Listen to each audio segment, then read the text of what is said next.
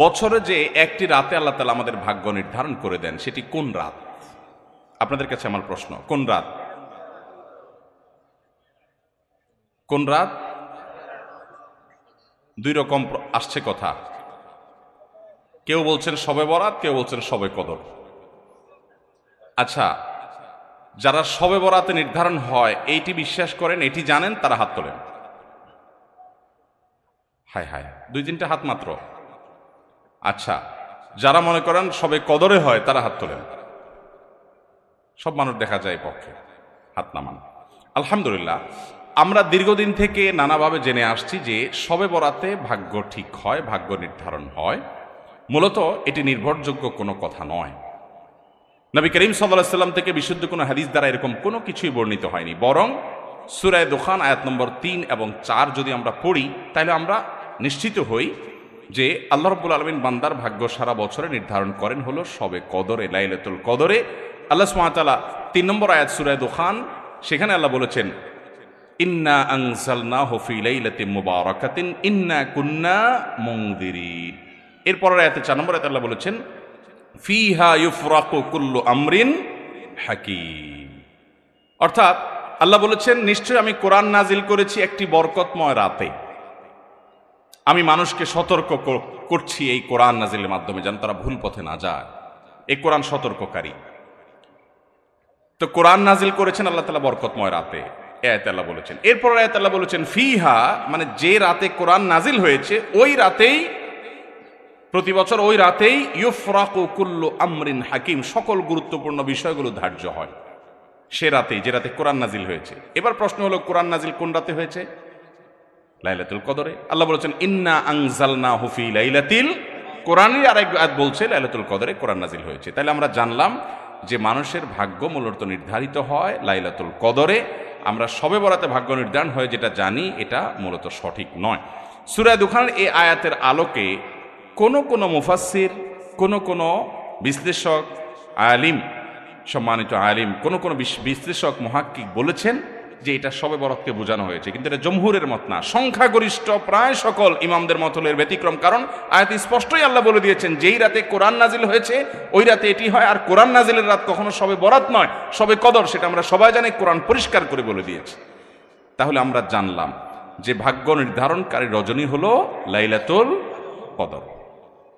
শবে বরাত এটি ভাগ্য নির্ধারণকারী রজনী, এ মর্মে একটি রেওয়ায়েত বা একাধিক রেওয়ায়েত পাওয়া যায়, কিন্তু সেগুলো কোনোভাবেই গ্রহণযোগ্যতার মানদণ্ডে উত্তীর্ণ নয়। এর বিপরীতে কোরআনের স্পষ্ট আয়াত রয়েছে এবং সংখ্যাগরিষ্ঠ মুফাসসির এবং কোরআন বিশ্লেষকদের মতামতগুলো রয়েছে যে লাইলাতুল কদরেই আমাদের সারা বছরের ভাগ্য নির্ধারণ হয়। এটি আমরা জানলাম। এরপরে আসুন আমরা আরেকটা বিষয় জানি, সেটা হলো কি করলে আমাদের ভাগ্যে ভালো কিছু আল্লাহ তাআলা নির্ধারণ করবেন। খুব গুরুত্বপূর্ণ প্রশ্ন না? যে আমাদের জীবনে সৌভাগ্যবান আমরা কিভাবে হব, কিভাবে আমরা সৌভাগ্যের অধিকারী হব, ভাগ্য সুপ্রসন্ন হবে কি করলে? আল্লাহ তাআলা তো আগেই নির্ধারণ করে রেখেছেন, আমার এখন কিছু করার আছে কিনা। এটার জবাব হলো, আমাদের ভাগ্য যদি সুপ্রসন্ন করতে চাই, নসিবে ভালো কিছু লেখা হোক, যদি আমরা চাই আল্লাহর গোলামি এবং আল্লাহর দাসত্ব, আল্লাহর হুকুমগুলো মেনে চলার জন্য সিরিয়াস হতে হবে, এবং যে যত বেশি হতে পারবো তার নসিবে আল্লাহ তাআলা তত ভালো কিছু দিবেন ইনশাআল্লাহ। দ্বিতীয়ত, আত্মীয়তার সম্পর্ক যে যত বেশি ভালো রাখতে পারবে আল্লাহ তাআলা তার জীবনে তত বরকত দিবেন। বরকত এক জিনিস, পয়সা আরেক জিনিস। বরকত এক জিনিস, পয়সা, ভাই পয়সা অল্প কামাইছে, যদি আল্লাহ ওই পয়সাতে বরকত দান করেন, বরকত মানে কল্যাণ, বারাকা, এই বারাকা যদি আল্লাহ তাআলা অল্প টাকায় দান করেন, অল্প রুজিতে দান করেন, দেখবেন যে তার উপকারিতা হিউজ, খরচ করার পর আরো শেষ হচ্ছে না। আর অনেকে অনেক কামাই করছে কিন্তু বরকত নাই, কল্যাণ নাই, দেখবেন যে কেমনে শেষ হয়ে গেছে টেরও পাচ্ছে না, আরো দেনা হয়ে গেছে। আছে না নাই? ভাইরা আমার, আমরা তো শুধু কেবল পয়সা চাই। আমি সব সময় বিভিন্ন জায়গায় বলার চেষ্টা করি, নবী করিম সাল্লাল্লাহু আলাইহি সাল্লামের শত শত হাজার হাজার দোয়া হাদিসে বর্ণিত আছে, তিনি দোয়াগুলো পড়েছেন। একটা দোয়াও আমি জানি না তিনি আল্লাহর কাছে এভাবে দোয়া করেছেন, আল্লাহ আমাকে অনেক পয়সা দেন, আল্লাহুম্মা ইন্নী আসআলুকা কাসরাতাল আমওয়াল। কোন দোয়া নাই এরকম যে আল্লাহ অনেক পয়সা দেন, আল্লাহ অনেক জমি জমা দেন, আল্লাহ অনেক ব্যাংক ব্যালেন্স দেন। এটা নবী সাল্লাল্লাহু আলাইহি ওয়াসাল্লাম কখনো চান নাই। কি চাইছেন? আল্লাহুম্মা ইন্নী আসআলুকাল আফিয়া, আল্লাহ আপনার কাছে শান্তি চাই। কি চাই? পয়সা চান না শান্তি চান? পয়সা চান না? এই তো দুদুল্যমনা হয়ে গেল। আবার বলেন, পয়সা চান না সুখ চান? তার মানে সুখ হলে পয়সা না হলেও চলবে, রাজি? আচ্ছা, আমি তাহলে দুটো অপশন দেই। আল্লাহ যদি আপনাকে এখন দুইটা অপশন দেন, একটা অপশন হলো তুমি একটা ভাঙাচোরা কুড়ের ঘরে থাকবা, যে একটু বৃষ্টি হলে জবজব করে পানি পড়বে, শীতের সময় কনকনা ঠান্ডা বাতাস ঢুকে পড়বে, ওইটার কোনো সেফটি নিরাপত্তা থাকবে না, যে কোনো সময় চোর ঢুকে পড়তে পারে, এরকম একটা কুড়ের ঘর তোমার নসিবে থাকবে, এর বেশি তুমি পাবা না, এটাতে তোমার মৌত হয়ে যাবে, এই ঘরে তুমি সারা জীবন তা কাটাইতে হবে ছেলে মেয়ে নিয়ে। আর ইনকামের জন্য কোনো রকম একটা রিক্সা, একটা ভ্যান বা এরকম ছোটখাটো কিছু থাকবে, নাও থাকতে পারে, কিন্তু তোমাকে সুখে রাখা হবে, শান্তিতে থাকবা, এটা একটা লাইফ, একটা অপশন পাইলেন। এবার আসেন অপশন নম্বর 2, তোমাকে 100 কোটি টাকা দেয়া হবে, গাড়ি বাড়ি ব্যাংক ব্যালেন্স হিউজ পরিমাণ দেয়া হবে, কিন্তু সুখে থাকবা কিনা এটা নিশ্চিত বলা হলো না। সুখ হতেও পারে, নাও হতে পারে। আর আগেরটা হলো সুখ নিশ্চিত, কিন্তু ঘর কুড়ের ঘর আর ব্যাংক ব্যালেন্স তেমন একটা নাই। এই দুইটা অপশন যদি আল্লাহ আপনাকে দেন, কোনটা নিবেন? কোনটা নিবেন? কুড়ের ঘর। শেয়ানা পাবলিক, কুড়ের ঘর নিবেন না? এটা এখন ধরে ফেলছেন আমার কাহিনীটা, এই জন্য বলতেছেন কুড়ের ঘর। সত্যি সত্যি যদি আল্লাহ রাব্বুল আলামিন আপনাকে এরকম অপশন দেন, এখন হয়তো আমরা বুঝে ফেলছি বিষয়টা আলহামদুলিল্লাহ, কিন্তু সাধারণত কোনো মানুষকে যদি এরকম অপশন দেওয়া হয়, বলবো যে আজ সুখ দুঃখ পরে বুঝবো, আগে 100 কোটি টাকা দেন। ঠিক না? ঠিক। আমরা মনে করি পয়সা কড়ি হয়ে গেলে কি হয়ে যায়। হুজুরদের চাইতে এই জিনিসগুলো কেউ ভালো বোঝে না, জনপ্রতিনিধিরাও জানে না। কোনটা? যে অনেক পয়সা কড়ি হইলেও সবসময় সুখে মানুষ থাকতে পারে। কত মানুষ কত পয়সার মালিক, কত মানুষ কত বড় বড় চেয়ারের মালিক, কত মানুষ কত বড় বড় ক্ষমতার মালিক, কিন্তু বেচারার যে কি দুঃখ, তার যে কি কষ্ট, তার যে কি যন্ত্রণা, তার যে কি জ্বালা, তার যে কি আযাব, সেটা মনের দুঃখটা একান্ত অনেক সময় অনেক হুজুরদের কাছে বলে।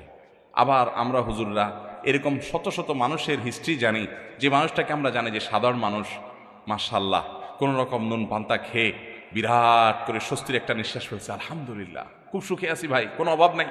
আমি প্রায় সময় বলি, 4 তলা বিল্ডিং করার পর 6 তলার পারমিশন পাইছে, 6 তলা করছে, বা 6 তলার পারমিশন পাইছে 5 তলা করছে, টাকার অভাবে 5 তলা করার পরে রড বাইর করে রাখছে।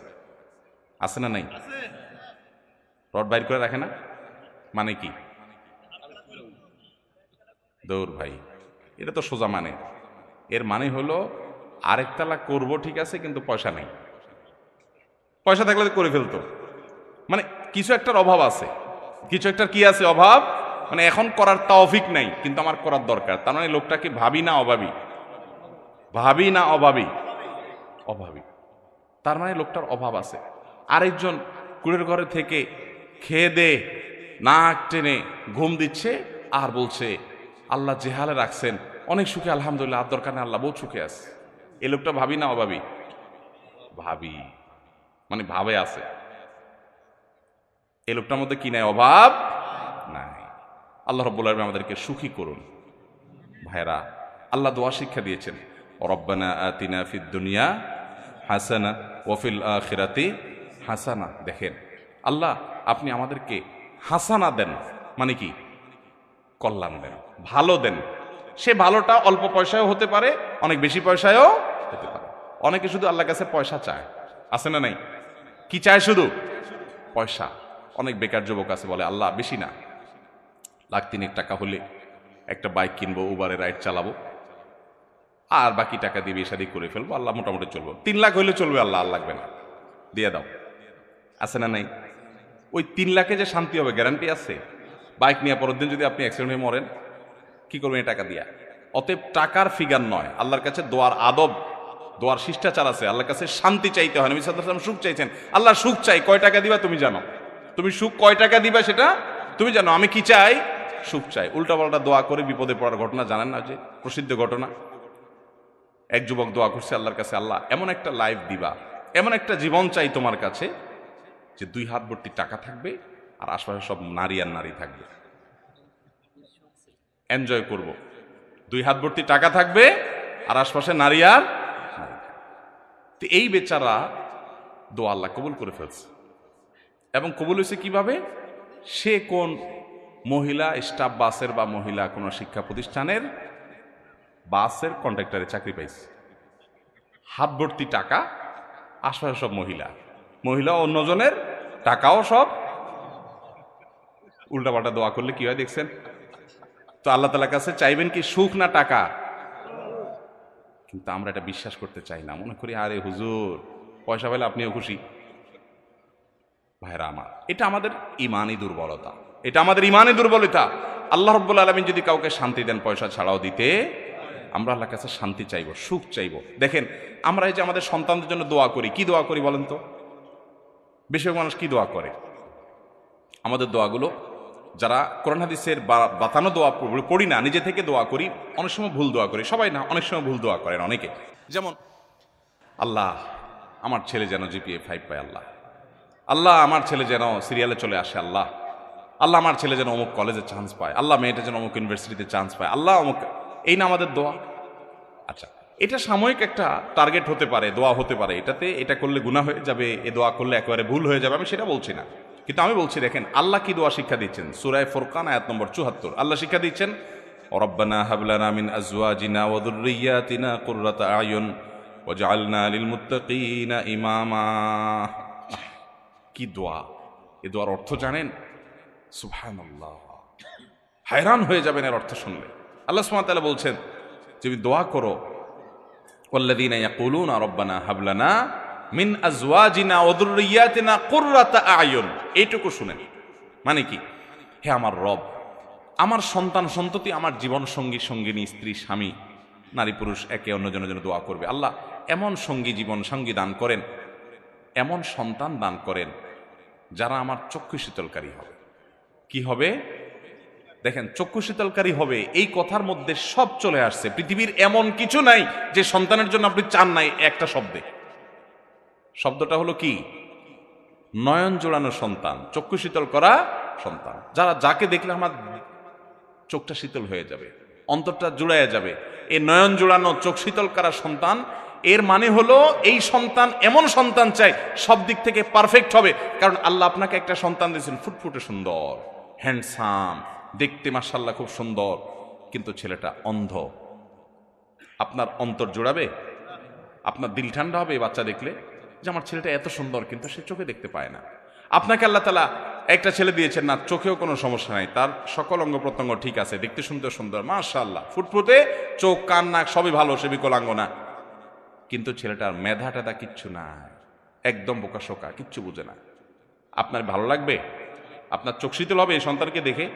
আফসোস হবে না, আমার ছেলেটা কিচ্ছু বুঝে না, বেকুব। আল্লাহ তাআলা আপনার সন্তানকে সুস্থ রাখছেন, আবার বুদ্ধিশুদ্ধিও দিছেন, দেখতে শুনতেও ভালো, কিন্তু ছেলেটা অমানুষ। কি বলেন? একে দেখলে আপনার দিল জোড়াবে? আবার ছেলেটা দেখতে শুনতেও সুন্দর, চোখ মুখ সব ঠিক আছে, আবার সে বুদ্ধিশুদ্ধিও আছে, আবার সে অমানুষও না, ছেলে হিসেবে মানুষ হিসেবেও খুব ভালো, ভদ্র, আপনার কথা শুনে সবই ঠিক আছে, কিন্তু তার জীবনে কোনো উন্নতি বরকত নাই, পয়সা করি নাই, চাকরি বাকরি নাই, বেকার, কষ্টে দিনাতিপাত করে। এই ছেলেকে দেখলে আপনার ভালো লাগবে? ছেলের অবস্থা দেখলে আপনার ভালো লাগবে? আপনি এরকম কত পয়েন্ট বলবেন? আপনি 200 পয়েন্ট বলতে পারেন, একটা থাকে আরেকটা থাকে না। আমাদের মন খুশি হয় না যে আমার ছেলের সব আছে, এটা নাই। আল্লাহ সুবহানাহু ওয়া তাআলা এমন এক শব্দ শিখিয়ে দিয়েছেন, কারণ আল্লাহ তো জানেন যে কিভাবে দোয়া করতে, নিজে শিখিয়ে দিয়েছেন, রব্বানা হাব লানা মিন আজওয়াজিনা ওয়া যুররিয়াতিনা কুররাতা আয়ুন। আল্লাহ আমার জীবন সঙ্গী, আমার সন্তান এমন দান করেন যে তাকে দেখলে আমার চোখ, আমার নয়ন কি করবে? শীতল হয়ে যাবে, জুড়ে যাবে। তাহলে চোখ শীতল হওয়ার জন্য সব দিক থেকে পারফেক্টনেস লাগবে। তারপরে সব দিক থেকে, মোটামুটি সব দিক থেকে আমার সন্তান দেখে যেন আমার ভালো লাগে, আপনি সেরকম সন্তান দান করেন। দেখছেন দোয়ার আদব আল্লাহ তাআলা শিখিয়ে দিয়েছেন। উল্টাপাল্টা দোয়া না করে সুন্নাহ সম্মত মাসনুন দোয়াগুলো আমরা বেশি বেশি নিবেদন করবো। আল্লাহ আমাদের সবাইকে তৌফিক দান করুন। আমি আমার বুঝজ্ঞান হয়েছে থেকে এই দোয়া পড়ি, রব্বানা হাব লানা মিন আজওয়াজিনা ওয়া যুররিয়াতিনা কুররাতা আয়ুন ওয়াজআলনা লিল মুত্তাকিনা ইমামা। সবাই আমল করবো তো ইনশাআল্লাহ। এখন কথা হলো যে দোয়ার মাধ্যমে আল্লাহ তাআলা ভাগ্য ঠিক করে দেন।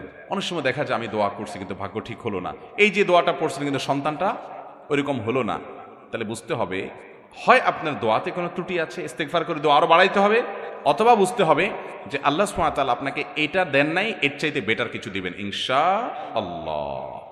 আল্লাহ তাআলা আমাদের দোয়াকে বিফলে যেতে দিবেন না যদি দোয়ার শর্ত আদায় করে আমরা মৌলিকভাবে ঠিকঠাক মতো দোয়া করি। আল্লাহ আমাদের সবাইকে সে তৌফিক দান করুন। ভাইরা আমার, তাহলে তাকদীরের প্রতি ঈমানের গুরুত্ব আমরা জানলাম, তাকদীরের স্তরগুলো আমরা জানলাম। আল্লাহ রাব্বুল আলামিনের কাছে আমাদের তাকদীর, আমাদের আল্লাহর ফয়সালা আমাদের জন্য, এটা যেন ভালো হয়, কিভাবে আমরা নিবেদন করব, কিভাবে আশা করব, কি আমল করব, কি করলে আমাদের ভাগ্য সুপ্রসন্ন হবে, সৌভাগ্যের অধিকারী হব, সে আমল জানলাম। এর বাইরে দুরুদ বেশি বেশি করে পাঠ করা, ইস্তেগফার বেশি বেশি পাঠ করা, এগুলো সৌভাগ্যের অধিকারী হওয়ার অন্যতম একটা পূর্ব শর্ত। আল্লাহ রাব্বুল আলামিন আমাদের সবার নসিবে ভালো কিছু রাখুন। দুনিয়াতে যা হয় না হয় তার চেয়ে বেশি হলো আমরা যেন আল্লাহর ফয়সালা জান্নাতি হয়ে দুনিয়া থেকে যেতে পারি এবং জাহান্নামের আযাব থেকে যেন আমরা বেঁচে থাকতে পারি, আখিরাতের প্রতিটা বিপদ থেকে, মুসিবত থেকে যেন আমরা বেঁচে থাকতে পারি। আর সে আযমের মালিক আমাদের সবাইকে সে তৌফিক দান করুন। জাযাকুমুল্লাহু খায়রা ওয়া আখিরু দাওয়ানা আনিল হামদুলিল্লাহি রাব্বিল আলামিন।